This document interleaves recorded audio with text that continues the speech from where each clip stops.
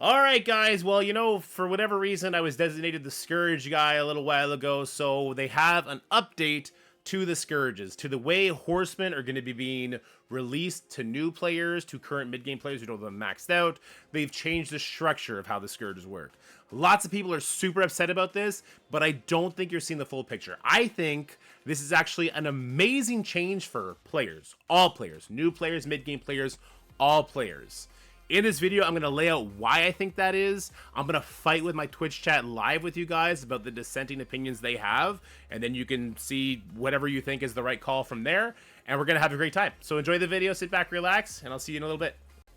Alright, so before we get too much into this, let's just talk about what the change is. So Strike is regularly enlisting new and powerful allies for battles ahead, but the Horsemen are still a must-have for every commander's roster. Debatable. I think we're all still using them, but I think all the Horseman teams are also on the way out the door, with the exception being Gamma in War as an offense team. They'll still be good for a full year, if not more. In an effort to get more Horseman character shards in your hands, Horseman Scourge events will be operating on a 2-week reoccurring schedule. The revamped Horseman Scourge events will appear from commanders level 65 plus and will now be located in the Epic Event section. Every 2 weeks, all 4 Horseman Scourges, Morgan Le Fay, Pestilence, Rogue's Famine, Red Hulk's War, Archangel's Death will go live. So they're all going to go live at the exact same time every 2 weeks. They're going to go live for 5 days total, which means there's going to be 9 days in between.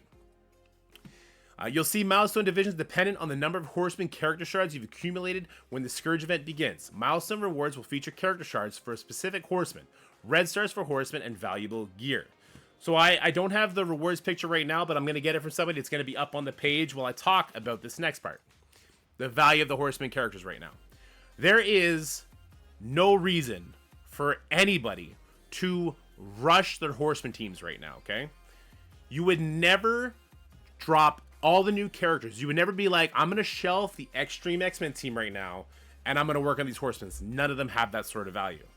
The value in the Horseman teams right now, for the most part, again, besides Gamma, and maybe besides a couple of pieces of the Unlimited team, is in unlocking Apocalypse, which does have, in my opinion, ridiculous restrictions on the ISO 8 and the Gear Tier 17. I would hope that eventually they drop the requirements for Big Boy Apocalypse down to Gear Tier 16 on the characters instead of Gear Tier 17, because there is a catalyst crunch when we're talking about the new characters. This right here, this Epic Campaigns, is where you're going to see them. I don't see them because I have them all complete. Instead, I only see the Apocalypse Saga, and this is where you would unlock your Apocalypse. This is where you need all your Horseman teams at Gear Tier, it'll be 16 to do the first part, then it's Gear Tier 17 to unlock Apocalypse, and then it's ISO 5 to get him complete, I believe. I can't really see it anymore. Here it is right now. So 5 Dark Hole characters, Gear Tier 13, 5 Dark Hole characters, Gear Tier 15, and then 5 Dark Hole characters, so it's Gear Tier 17, plus ISO 5, I believe, for the apocalyptic stage. Or maybe that's just for the actual last stage of the apocalypse himself. I forget. It's been a while since I've done that. Those requirements now we're talking about. We're talking about unlocking the character shards on the Horsemen themselves right now. So what I'd like to do is I'd like to now go in to the actual lanes, if you will, of these Scourge events. So this is going to be Pestilence. For Pestilence, it's Hero, Global, Dark Hunter, Web Warriors, Villain, Cosmic, and again, Dark Hunter, Web Warriors. What I'm going to suggest is that you don't look at Node 10, you don't look at Node 8 and 9, you don't look at Nodes 6 and 7, you don't even look at Node 5. You only now look at Nodes 1, 2, 3, 4, and you accept that this is going to be a slower grind, because you cannot just bust ass to get the Horsemen right now, max out your team anyway. And why would you when there's much more valuable teams coming out? Right now, current day, we have the Extreme team coming. We're going to have the Hive Mind team coming. Those teams are needed for raids. Extreme is also being really, really good in Crucible and in War right now. Who knows what Hive Mind is going to be like. So you don't need to race it. There's zero reason for you to ever, at this point, build Dark Hunter Web Warriors. Neither of those teams have any life whatsoever. If we go over to Famine, it's going to be City Mutant. If we go to War, it's going to be Bio Avenger. And this is the only one that really hurts, is Minions Hero.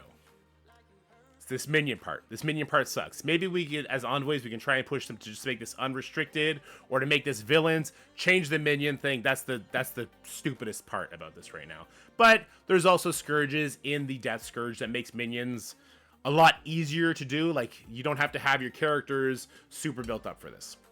So what am I talking about when I say you only need to do 4 nodes? Well, if you look at this right here, this is the Pestilence Scourge, okay?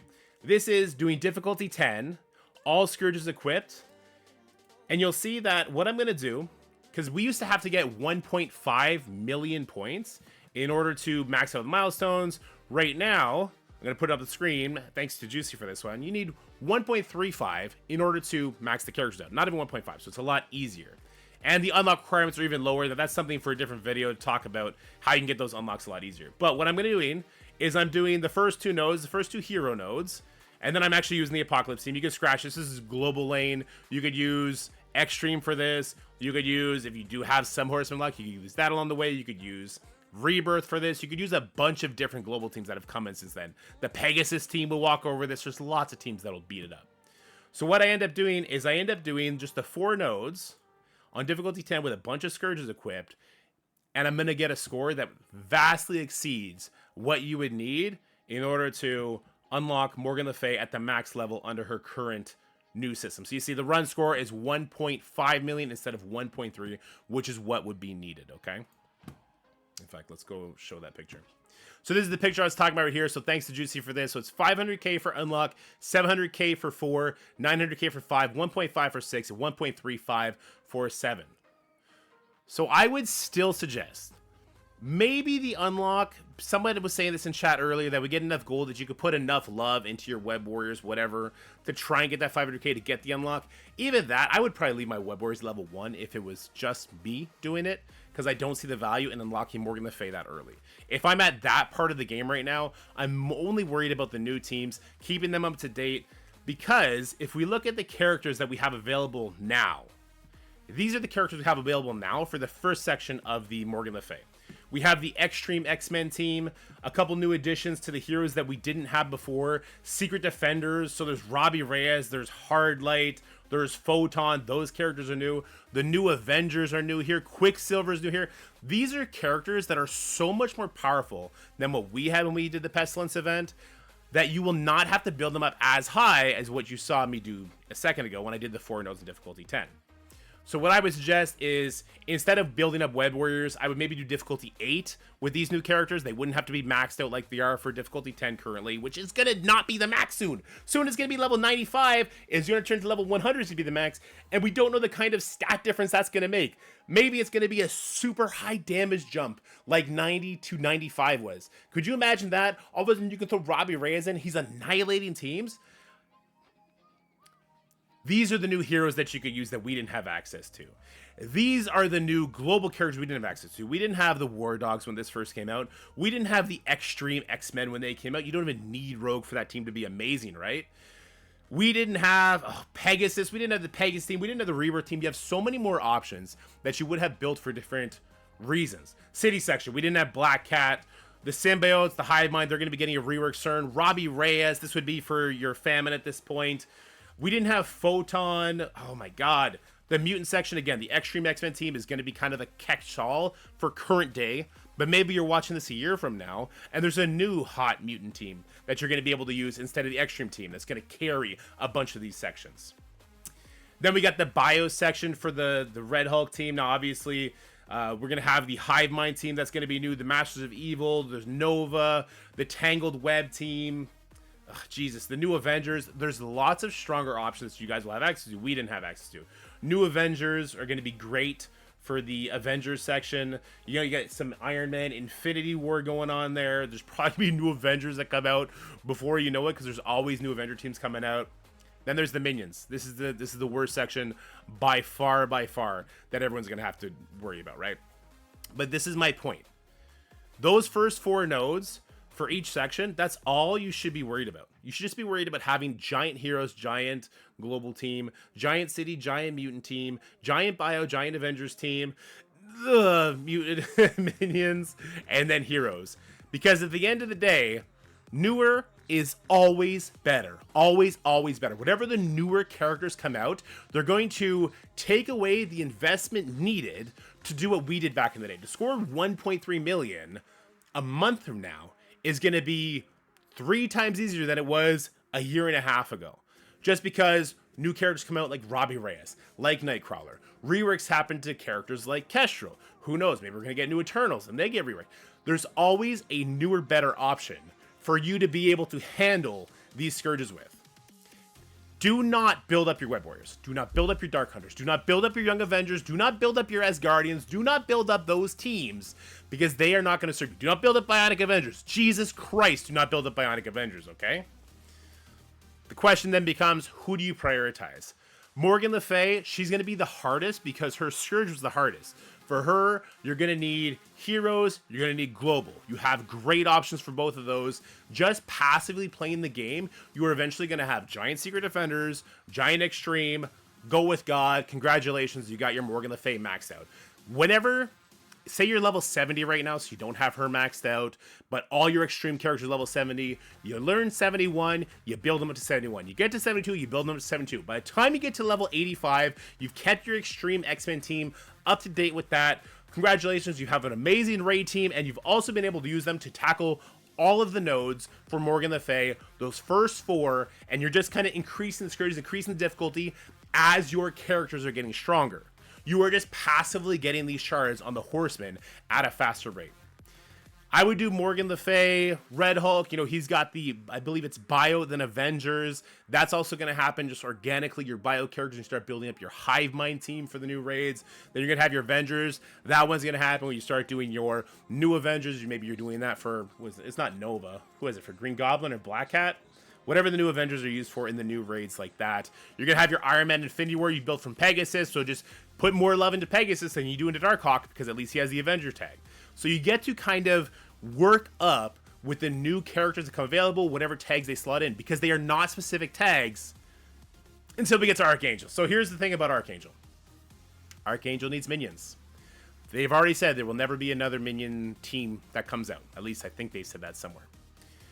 The good news about Archangel is that for those first 2 nodes on difficulty 10, which is what you're going to need to do to eventually score 1.3 million on it, people were getting through it with gear tier 14 level 75 minions. That doesn't change the fact that he becomes your very last priority in order to unlock and max out, because minions are trash, and building up minions is trash.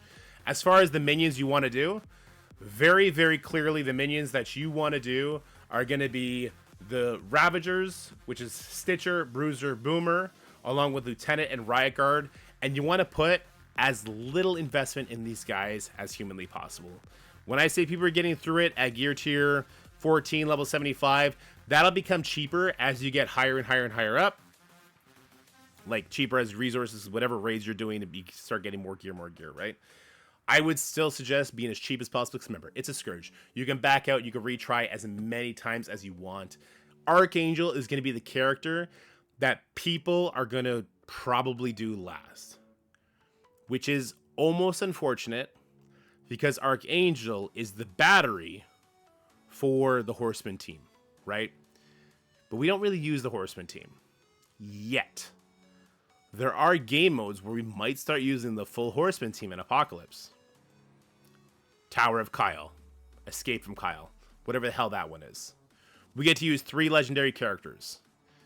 Morgan, Red Hulk, Archangel. Sounds like a pretty damn good team, with Archangel spam giving energy to Morgan Le Fay and Red Hulk, letting them get up to their ultimates faster, letting them spam their specials. That is going to be where Archangel's value comes from. That is a super endgame problem.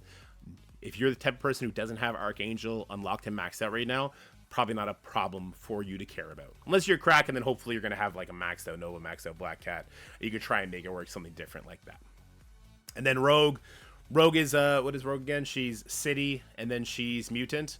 That's going to happen organically as well. All right. Now I'd like to fight with my Twitch chat about this, because a couple of them see this completely different than I do.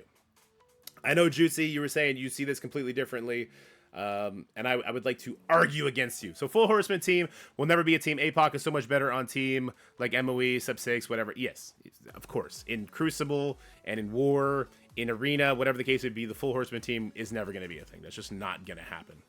But in a mode like Clin, where you can only use 3 characters and legendary tags involved, the Horseman characters are the only characters that currently have any sort of synergy. But I would still say that Archangel's probably the deadest character on the team, because if it's only that mode, we don't know how reoccurring that's going to be. The first time they did Tower, it was, what, 8 months before we got it again, and they didn't change it at all.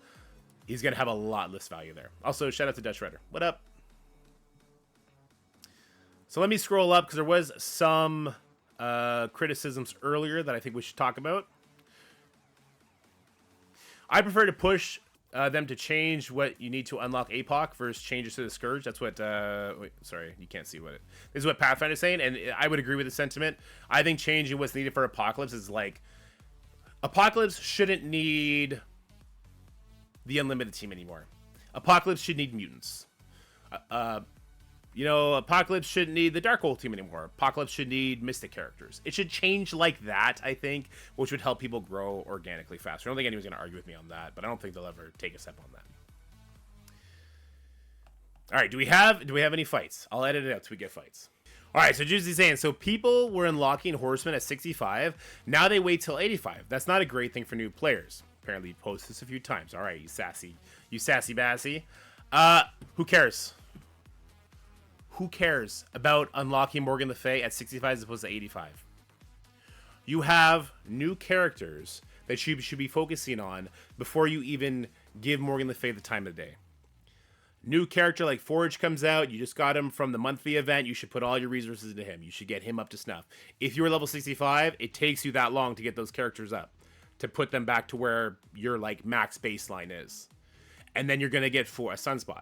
And then you're going to get Nightcrawler. And then you're going to get, you know, you're going to be working on your Gambit. Then, hey, you're going to hit level 66. Now you got to go back to every single character in your roster and bring them up a level. Now you can put a new ability on them. Then you're going to do that. Why on earth would you add another character to that list of people that you are keeping up to date on when that character is not the best character in the game? When that character is not going to help you in raids, is not going to help you in arena? Why on earth would I say, hold the phone, I'm at 65 right now, I should stop investing in these characters I'm going to use every day in raids, and I should go unlock Morgan Le Fay and build her up? She is not going to win you Crucible matches. She is going to subtly help you in war. But your account is not at that stage right now where that is what you care about. It's just not. Doing it over time, just accepting that, hey, in 2 weeks, I'm actually going to be level 85. My Extreme team is going to be that much bigger. I'm going to be able just to do difficulty 8 with a bunch of Scourges on, and then I'm going to unlock her at an even higher star level. And I have not burned my resources on fire to build Web Warriors up to however high, to build up Darkhold however, to build up Young Avengers however high. Why on earth would I want her that much sooner when I have so much other resources, so much other projects I could be working on?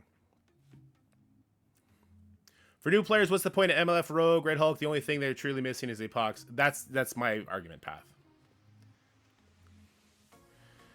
Please sub now if you want me to take a train to Dorky's house and fight him in person. There you go, Scotty. Scotty just wants to hang out.